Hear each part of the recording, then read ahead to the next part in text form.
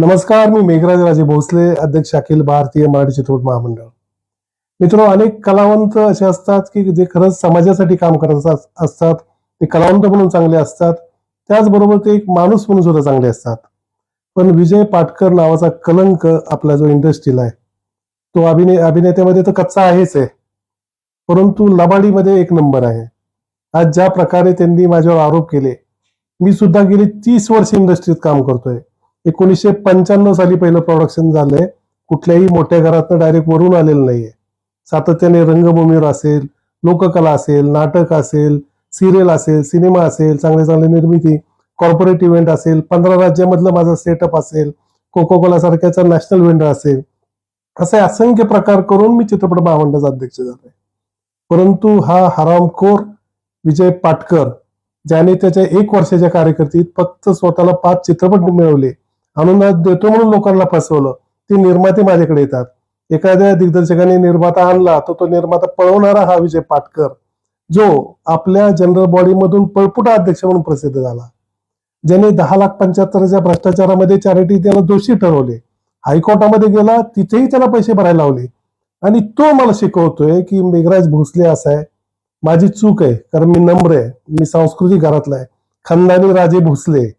माझ्या अवकातीवर आलो तो पाटकर, तुझं बघू काय करायचं ते. परंतु माझ्या संस्कार आहेत. माझे आई वडील परमार्थिक आहेत, ते माळकरी आहेत, म्हणून माझे संस्कार आहेत. तू सांगतो मला फॉर्म भरून दिला नाही. 19, 20, 21, 22 60 लोकांनी फॉर्म भरला. आमचे 17 उमेदवार आहेत. राहिलेले 40 विरोधी पक्षवाल्यांनी फॉर्म भरला, त्यांना कुणी अडवलं नाही. तुझ्यात फॉर्म भरायची ताकदच नव्हती. तू घाबरला होता. तुझा पराभव बरोबर होता आणि मुंबईतल्या लोकांनी आता तुला झापलं.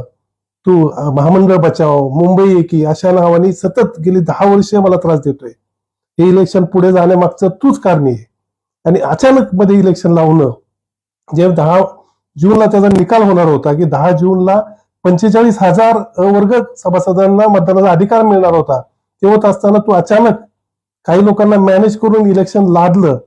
पण ते इलेक्शन लादलं आणि शेवटच्या क्षणी तुझ्यावरचं वातावरण बिघडलं. लोकांना कळलं की अरे याची फसवणूक आहे, याची महामंडळ बचाव वगैरे काही नव्हतं. इलेक्शनच्या आधी 1 महिन्यात कशी यांना जाग आली. 10 वर्ष कुठं होते पाटकर? स्वतःच्या 2.5 वर्ष कारकीर्दीत काय काम केलं?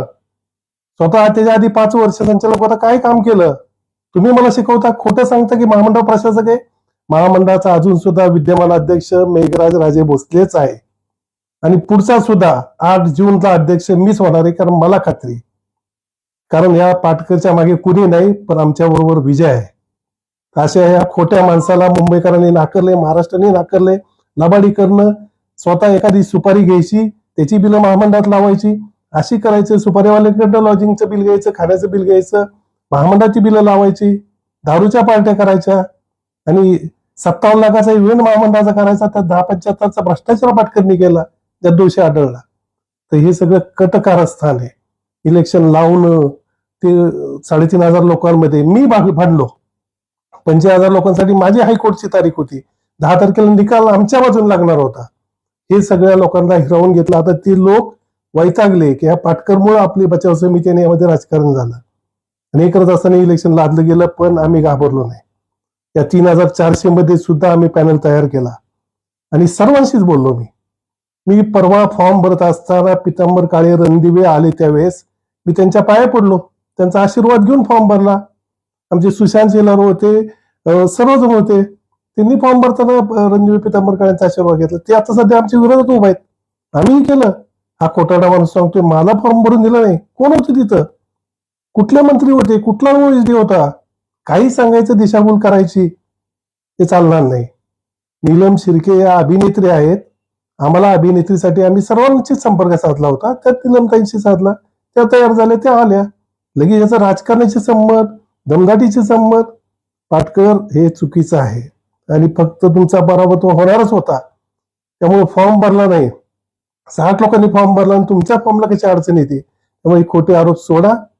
10 वर्षात आम्ही जी कामं केली आहेत, 5-5 कोटीचे ऑफिसेस विकत घेतले, 3 ठिकाणी ऑफिसेस झाल्या, प्रॉपर्टी झाल्या, लोकांना मदत केली, हे लोकांना माहिती आहे. तेव्हा असं काही दिशाभूल करणारं, खोटा अभिनय करणं, आरडाओरडा करू, यात काय होणार नाही.